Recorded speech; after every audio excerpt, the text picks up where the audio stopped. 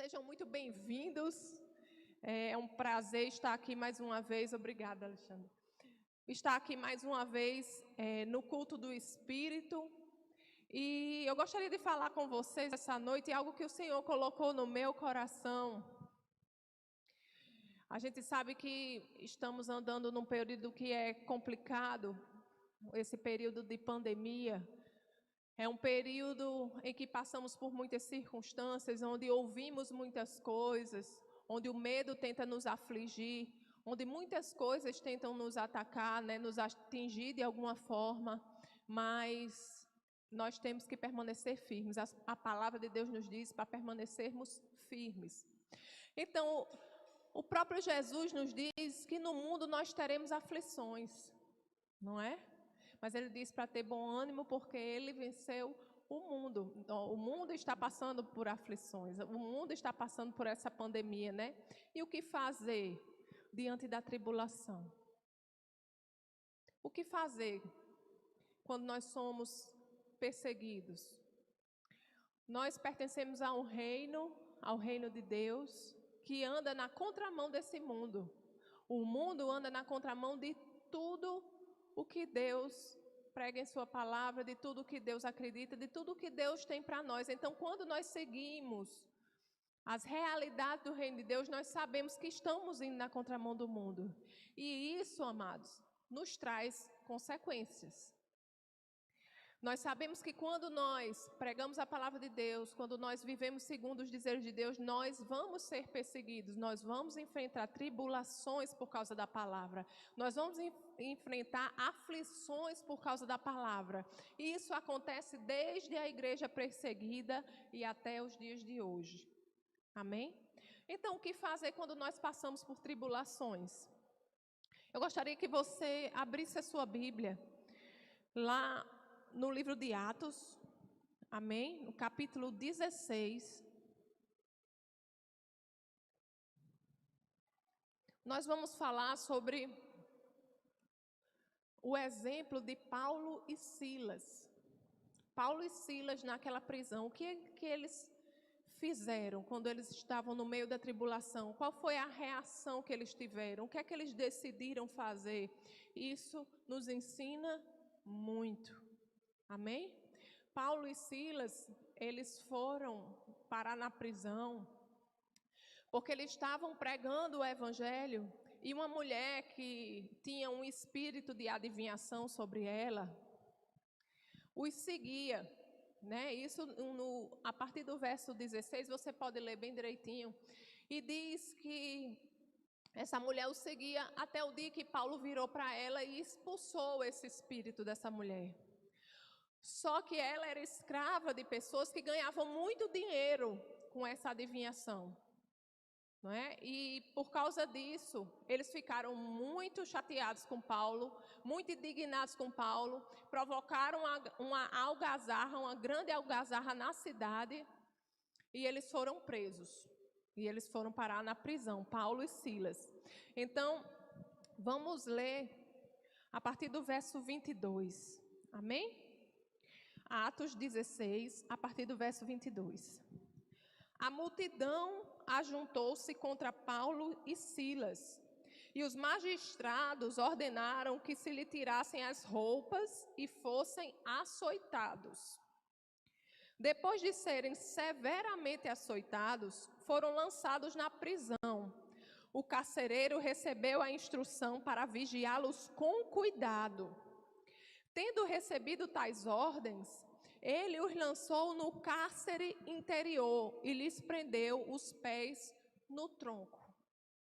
Amados, então, vamos prestar atenção no que estava acontecendo naquele momento. Aqueles homens, eles foram açoitados. Eles foram severamente, a palavra de Deus diz, severamente açoitados, chicoteados. Além de serem chicoteados, eles foram lançados no cárcere interior. As prisões naquela época eram divididas em dois tipos de cárceres.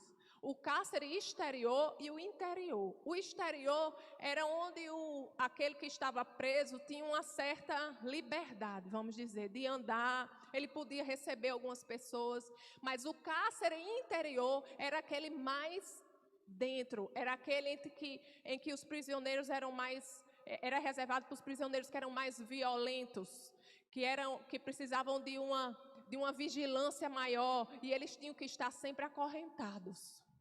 Então era nesse lugar que eles estavam, por causa da fé deles, por causa do que eles acreditavam, por causa de pregar o evangelho de Jesus Cristo, ele estava naquele lugar, ensanguentados, severamente açoitados. Amém? Então, amados, e diante dessa situação, o que é que você faria? Diante dessa situação, como é que nós reagiríamos? Nós também, talvez, nós nunca passemos, embora muitos cristãos em outros países passem, mas nós aqui no Brasil ainda não passamos por uma tribulação tão severa, por uma perseguição tão severa. Mas diante de uma tribulação, como nós reagimos? Tem duas formas de reagir: chorar e murmurar, ou orar e cantar. Ei, quando a gente está chateado, quando a gente está triste, o corpo todo doendo, eu não sei você, mas a nossa carne, o nosso corpo quer o quê? Quer dormir, quer se isolar, não quer falar com ninguém. Não, mas aqueles homens, eles decidiram orar e cantar. E isso é interessante, porque isso é exatamente o que a carta de Tiago nos diz. Vamos lá para Tiago? Aleluia. Aleluia, glória a Deus. Tiago, no capítulo 5.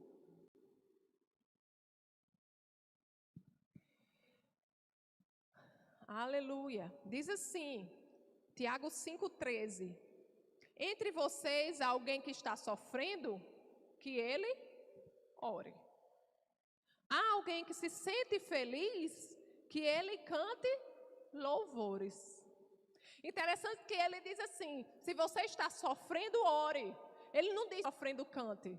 Ele diz que cantar é para quem está feliz. Se você está feliz, cante louvores. Não é isso que Tiago diz? E é interessante porque a gente vai lá no verso 25 de Atos 16, voltando para o nosso texto base. E a palavra diz assim, por volta da meia-noite, aqueles homens ensanguentados, tristes, né? No cárcere interior, acorrentados. Paulo e Silas estavam orando e cantando hinos a Deus. Os outros presos os ouviam. Amados, em vez de murmurar, em vez de chorar, em vez de reclamar, eles decidiram orar. Eles começaram orando e a oração os fortaleceu e trouxe a eles a alegria e eles começaram a cantar, a louvar. E eles não começaram a orar, cantar e louvar de qualquer jeito, não. A palavra nos diz, no final do verso 25, que os outros presos os ouviam. Eles cantavam de uma maneira, eles oravam de uma maneira que todos os outros presos os ouviam, apesar deles estarem numa prisão bem dentro do prédio, no cárcere interior. Aqueles que estavam no exterior estavam ouvindo eles. Aleluia! Independente da situação, eles decidiram orar. Eles sabiam que a resposta para aquilo que eles precisavam, a resposta para eles continuarem enfrentando aquilo de cabeça erguida, era orar ao Senhor, cantar ao Senhor. Isso nos ensina, amados. Na hora da tribulação, não devemos reclamar, não devemos murmurar, mas devemos buscar aquele que é o nosso socorro. Aquele que é a nossa fortaleza. Amém? Aleluia. Glória a Deus. Então quando eles oraram, eles se encheram de alegria e cantaram e salmodiaram ao Senhor. Isso é interessante, mas que a gente vê isso. Quando a gente lê o livro de Atos, a gente vê isso muito frequentemente na vida dos apóstolos. Quando eles eram perseguidos, eles eram cheios de alegria. Será que nós somos assim também? Talvez a gente não tenha alcançado o mesmo entendimento que eles tinham. Mas hoje o entendimento vai chegar. Amém? Você crê nisso? Nós devemos ter esse entendimento que o nosso Deus está conosco, amado. E acontece o que acontecer, nós sabemos para onde vamos. Nós sabemos com quem vamos. E sabemos que lá é infinitamente melhor do que aqui. Aleluia! Glória a Deus. Então lá em Atos 5, vamos lá para Atos 5.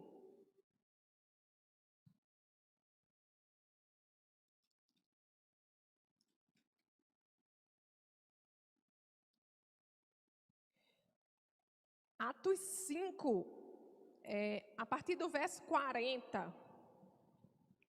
Diz assim, eles foram convencidos pelo discurso de Gamaliel e a partir daqui, chamaram os apóstolos e mandaram açoitá-los.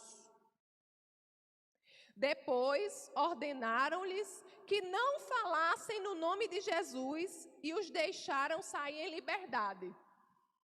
Aí o verso 41 diz, os apóstolos saíram do sinédrio alegres. Ei! Todos chicoteados, sangrando, saíram alegres. Por quê? Por terem sido considerados dignos de serem humilhados por causa do nome. Dignos de serem humilhados por causa de Cristo, pela causa de Cristo. Aleluia! Glória a Deus, amados, isso é maravilhoso. Se a gente tivesse esse entendimento, que nós estamos aqui para juntar tesouros nos céus. Se nós vivêssemos nesse mundo sob a perspectiva da eternidade, amados, era muito mais fácil viver as promessas de Deus, viver aquilo que Deus tem para nós, confiar no Senhor, saber que quando nós entregamos a nossa vida a Deus, a nossa vida não é mais nossa, mas dele. Aleluia! Nós devemos ter esse entendimento. As nossas vidas estão nas mãos de Deus. E há algo especial quando nós conseguimos enfrentar a tribulação de cabeça erguida. Amém? Aleluia. Vamos lá para 1 de Pedro.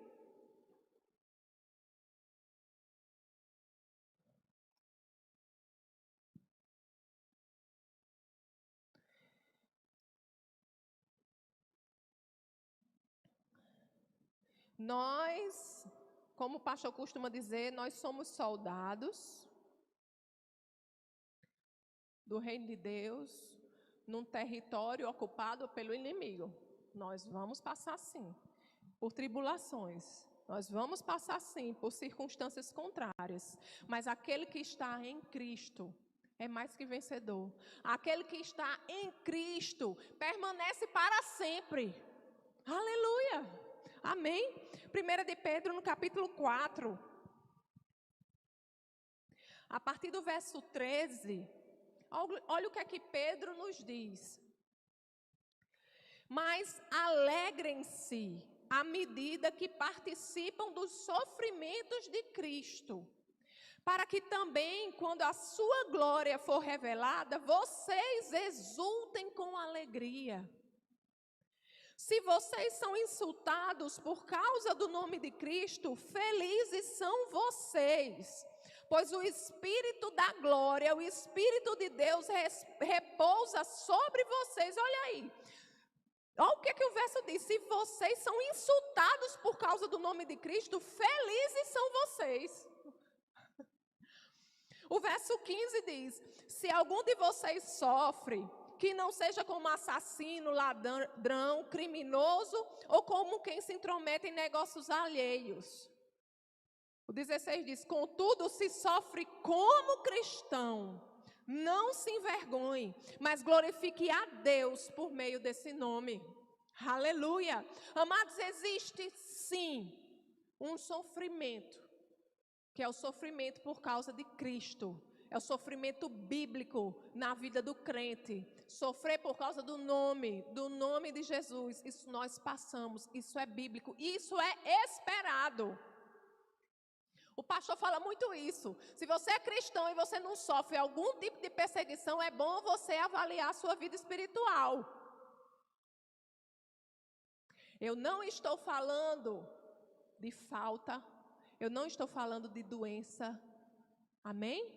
Esse não é o tipo de sofrimento que eu estou falando. Esse não é o tipo de tribulação que eu estou falando. Porque o nosso Deus é aquele que supre todas as nossas necessidades em Cristo Jesus. O nosso Deus é aquele que já levou sobre si todas as nossas dores e enfermidades. Eu não estou falando desse tipo de sofrimento, que às vezes as pessoas leem a Bíblia, distorcem a Bíblia, dizendo que Deus manda doença para nos ensinar, Deus manda doença para nos fortalecer, Deus manda doença para que o nome dele seja glorificado, que você está passando, que Deus fechou a porta de emprego na sua vida porque você deixou de ir para a igreja. Isso não é bíblico.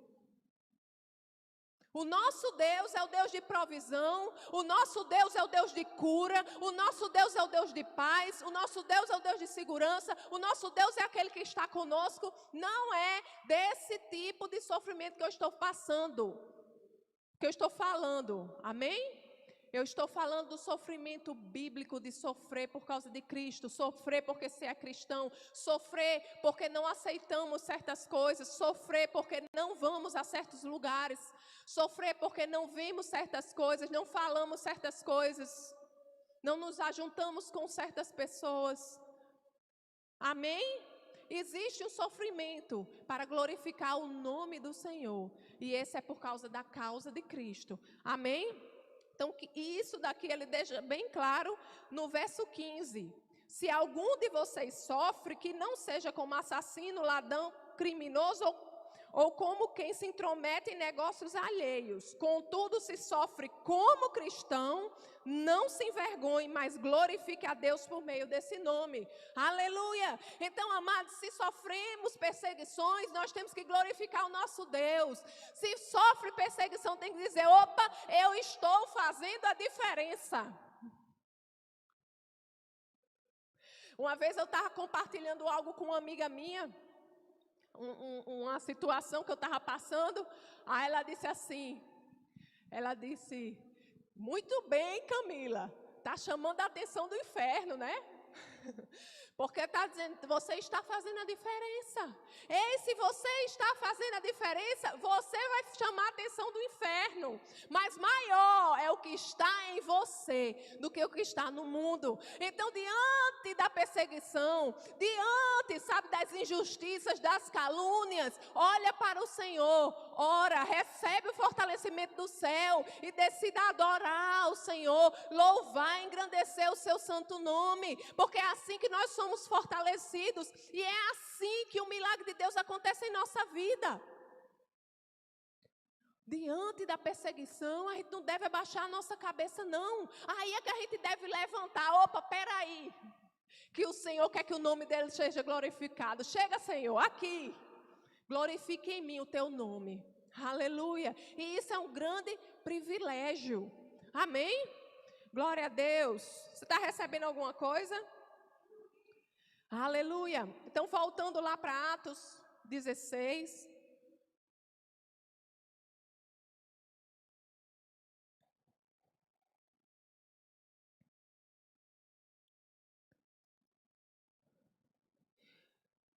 Então, nós vimos que o verso 25 diz que eles oravam e cantavam hinos a Deus ao ponto dos outros prisioneiros escutarem. Eles estavam fazendo o quê?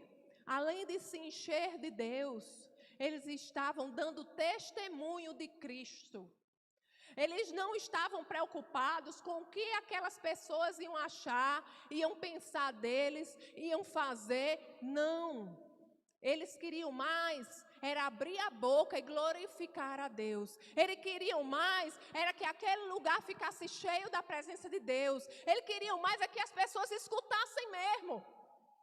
E que recebessem alguma coisa de Deus através daqueles louvores, através das suas orações. E nós? Será que no seu trabalho as pessoas sabem que você é cristão?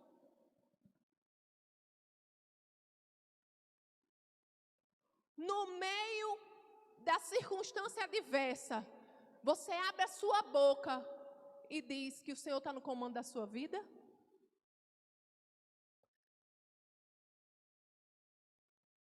Será que quando recebemos um diagnóstico médico que não é muito favorável, a gente diz, é o meu Deus quem dá a última palavra na minha vida, não são os médicos? Será que quando alguém vem falar conosco, abrir o coração, dizer que está passando por algum problema, será que a gente abre a nossa boca e diz, eu conheço a resposta para o seu problema, e a resposta para o seu problema é Jesus? Ou a gente decide se calar? Paulo e Silas não. Mesmo ensanguentados, cansados, acorrentados, eles decidiram louvar. Abrir a boca deles em alta voz e cantar e adorar o Senhor, aquele que é digno, aquele que os fortalecia. Amém? Aleluia. E nós, lá em Romanos, vamos lá para Romanos.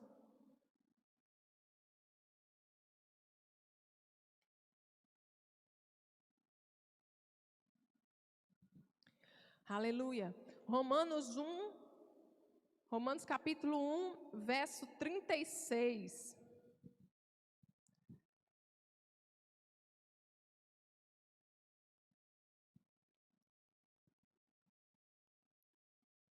Um 16, aliás, perdão. Romanos 1:16, que diz assim: não me envergonho do evangelho, porque é poder de Deus para a salvação de todo aquele que crê. Aleluia! Paulo não se envergonhava do evangelho, e você? E eu? Ele disse, eu não me envergonho do evangelho porque é poder de Deus. Se você for perguntar a um crente, você quer ser instrumento de milagre na vida de outras pessoas? Com certeza as pessoas vão dizer, quero. Mas você se envergonha do evangelho? Mas você fica calado no meio de situações? O evangelho de Jesus Cristo é poder. Aleluia! Então devemos abrir a nossa boca, devemos saber que dentro de nós há a resposta que o mundo precisa. Não podemos ficar calados, amados. Vendo o mundo perecendo, vendo pessoas ao nosso redor perecendo, e a gente, eu vou orar por você, e às vezes até esquece de orar. Ou só acontece comigo? Não me envergonho do evangelho, porque é poder de Deus para todo aquele que crê. Você crê? O evangelho é poder de Deus na sua vida. Você crê? O evangelho é poder de Deus na vida daqueles que lhe cercam. Se você crê, o evangelho é poder de Deus na vida dos seus amigos. Se você crê, o evangelho é poder de Deus no seu trabalho. Se você crê, o evangelho é poder de Deus na sua rua. Se você crê e abrir a sua boca. Aleluia! Vamos lá para Atos, capítulo 20. Aleluia!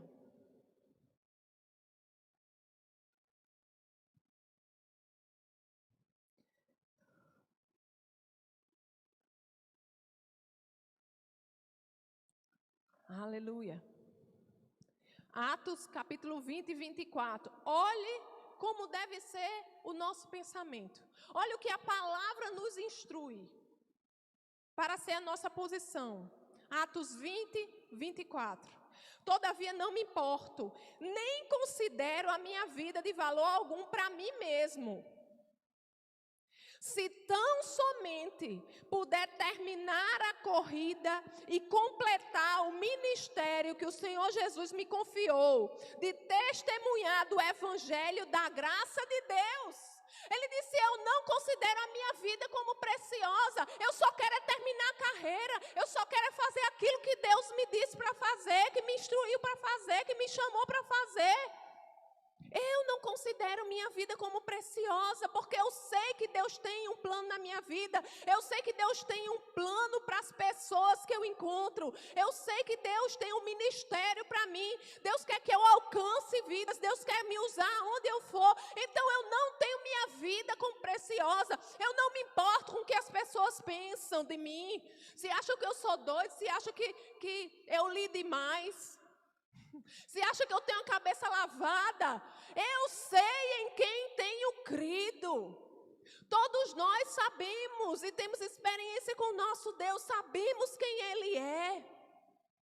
E devemos nos lembrar, o Senhor é o mesmo. E o que Ele faz na sua vida, Ele quer fazer na vida das pessoas que lhe cercam, seja a sua família, seja os seus amigos, seja os seus vizinhos, e Ele quer usar você. Não considere sua vida por preciosa, sabe por quê? Porque você já morreu naquela cruz. Quando você entregou a sua vida a Jesus, você morreu naquela cruz. Você disse, Senhor, eu morro para o mundo e nasço de novo, uma nova criatura para ti, para o teu reino, para ser usado por ti. Agora eu sou uma nova criação, agora eu sou da tua família, agora eu sou o teu filho, o teu Espírito Santo habita dentro de mim, o teu Espírito Santo me fortalece, o seu Espírito Santo me direciona, o teu Espírito Santo me guia em todas as coisas, e o Senhor pode me usar a tempo e fora de tempo para alcançar outras vidas, para ser instrumento teu. Senhor, me usa como as suas mãos, como a tua boca, como os teus pés. Não é isso que a gente vive orando, cantando na igreja?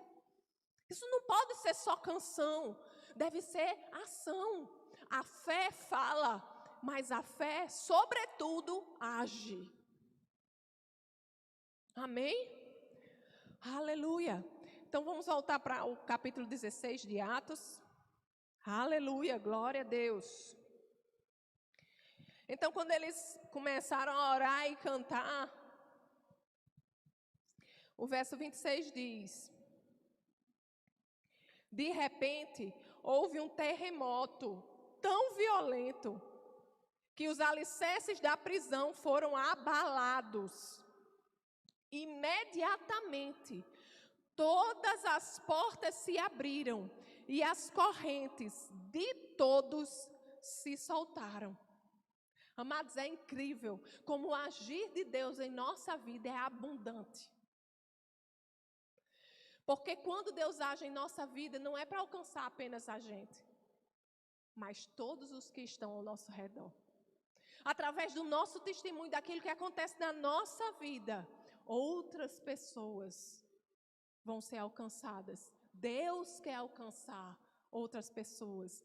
Tudo que Deus faz tem um fim proveitoso. E a gente acha que Deus está agindo somente em nosso favor. Não. Deus quer alcançar todas as pessoas. E quando Deus age em nossa vida, não é apenas para nós. O nosso Deus é Deus de abundância. É o Deus que sobrepuja. É aquele Deus de exagero. Aleluia. Então o agir de Deus para a nossa vida é também um agir de Deus para a nossa família, para os nossos amigos. Aleluia. Glória a Deus.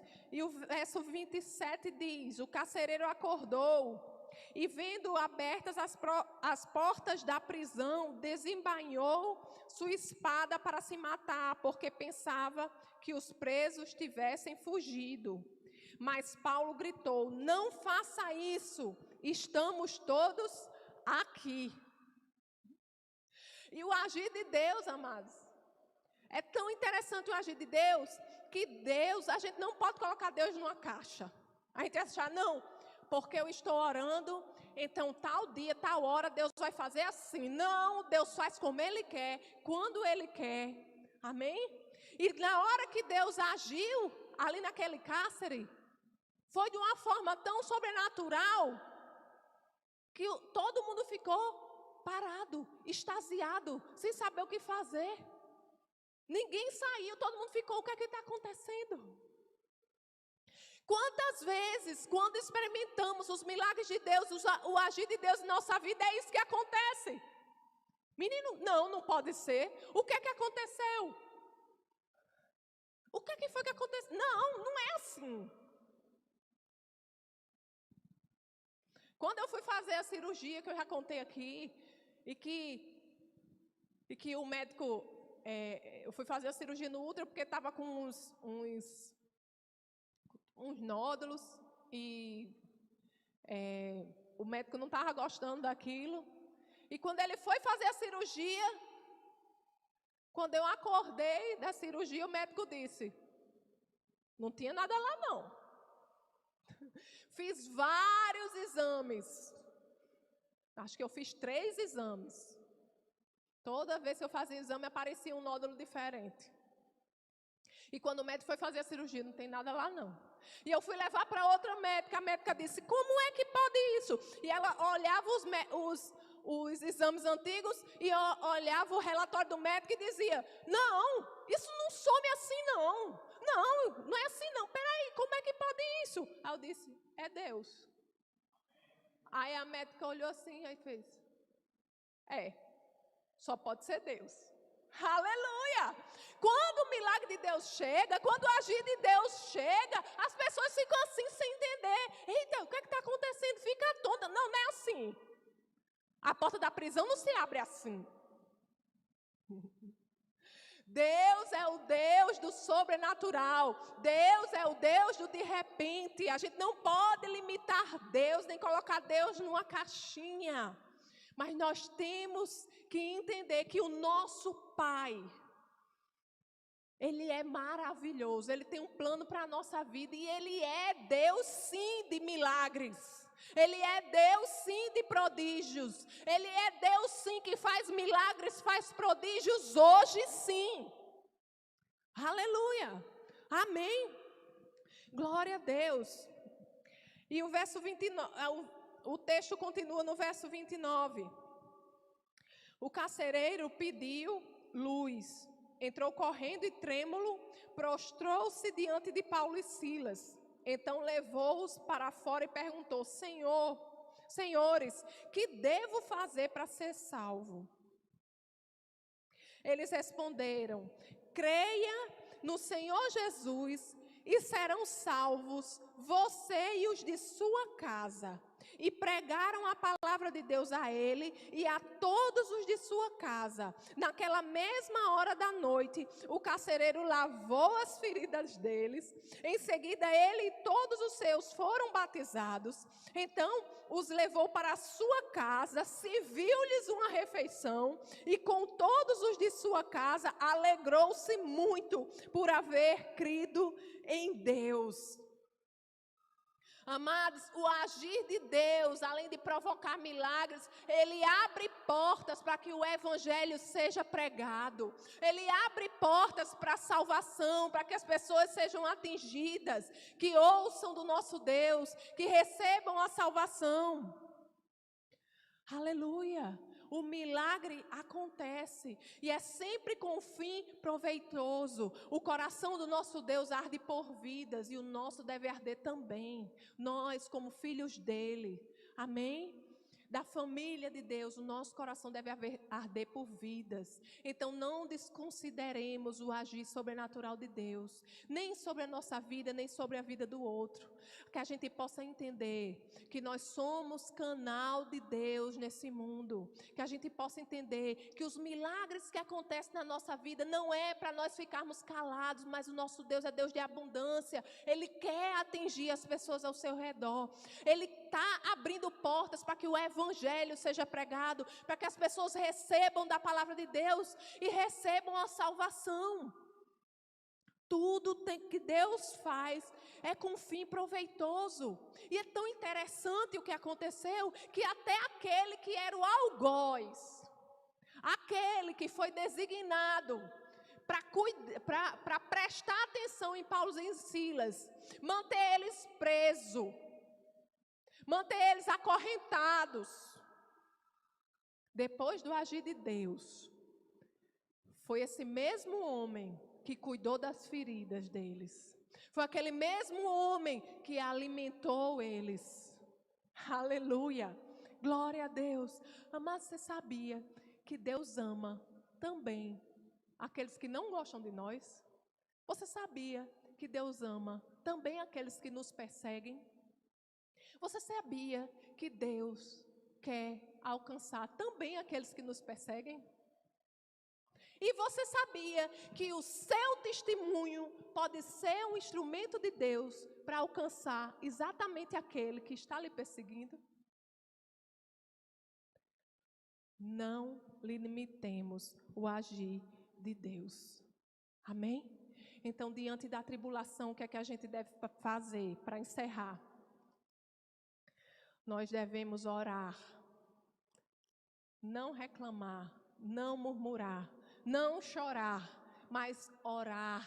Nós sabemos que quando nós oramos, nós somos fortalecidos, nós somos cheios de Deus, e a alegria de Deus brota em nosso coração.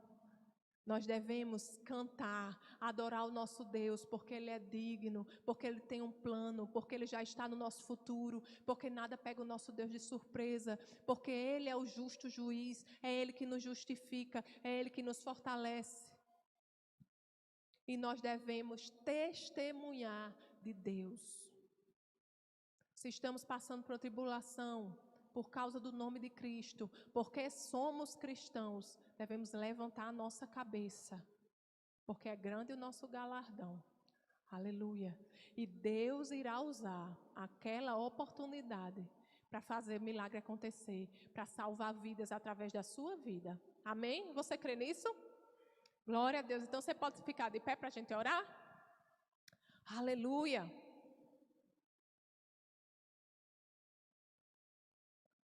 Glória a Deus. Pai querido, Pai amado, nós te agradecemos, Senhor, pelo teu imenso amor sobre nós. Tu és digno, Senhor, de toda adoração, de todo louvor, de toda exaltação, Senhor. Tu és o Rei dos reis, o Senhor dos senhores. Oh, Pai, você está sentado no trono, você está sentado no trono da nossa vida, você está no comando da nossa vida, Senhor. E entregamos, Senhor, a nossa vida a Ti, ó Pai.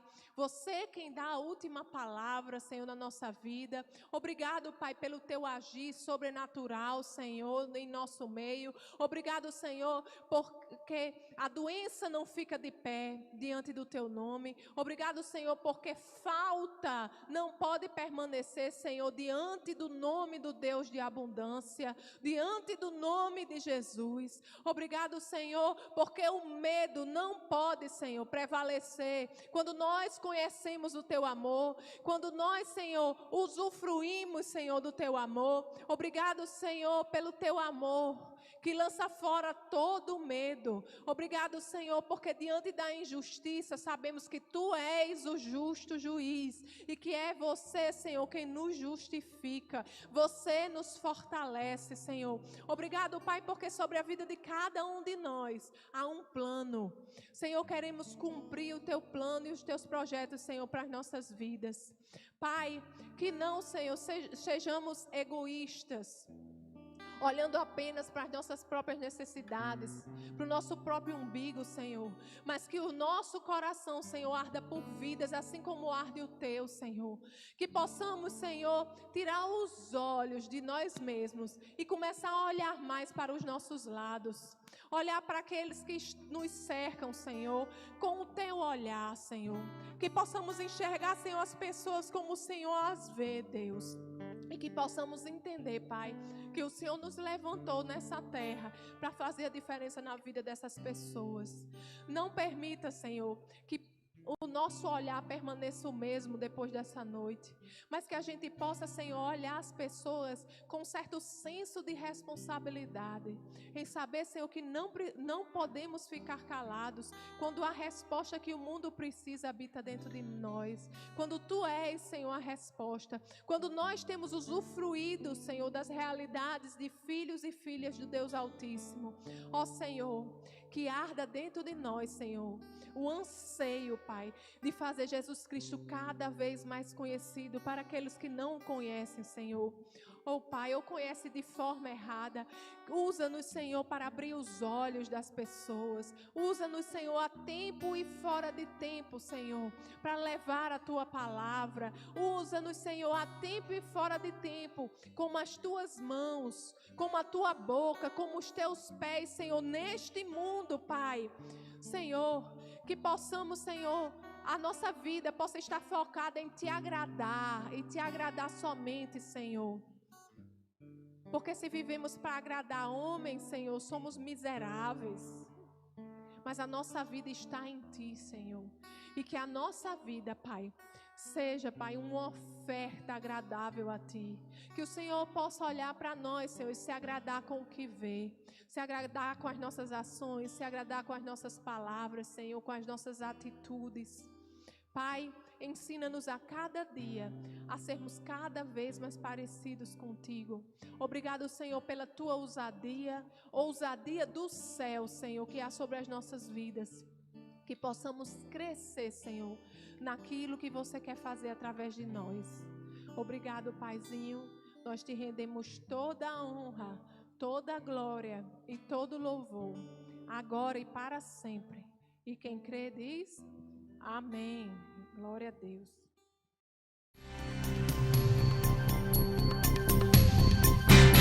Essa foi uma produção do Ministério Internacional Defesa da Fé, um ministério comprometido em amar as pessoas, abraçar a verdade e glorificar a Deus. Para saber mais sobre o que fazemos, acesse defesadafé.org.